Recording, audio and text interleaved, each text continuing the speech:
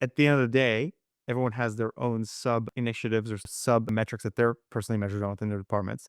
So how do you ensure that across all these different stakeholders, they feel heard, but you're still advocating for that best plan, the best incentives to ultimately get to the better outcome for the business?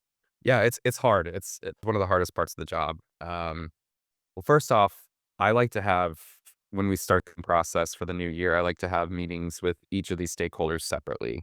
I think that's helpful for them to express what's important to them, what their goals are for the next year.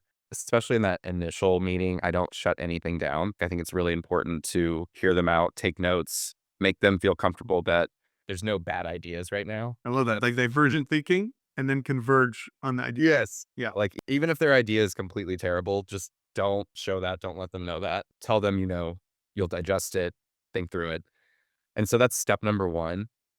I would also say after that, coming to the table with your suggestion or your, like, preference for what the plan should look like is essential. You don't wanna come into a meeting with stakeholders where it's just open-ended and they have free rein. The goal of sales compensation is come to the table with something that you want and sell it. And in a way, we have to be salespeople as well. We're selling the plans to stakeholders, we're selling the plans to sales leaders, and we're selling the plans to the rest of the sales organization. So, yeah, we're salespeople at the end of the day as well. And come to the table with something that you want and start there. That's my suggestion.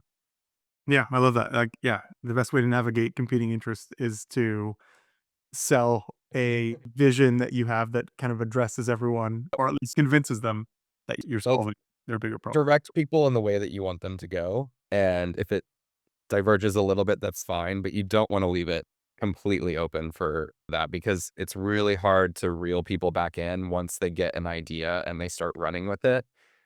Like, you run with your idea first and make them be the ones to kind of bring you back in.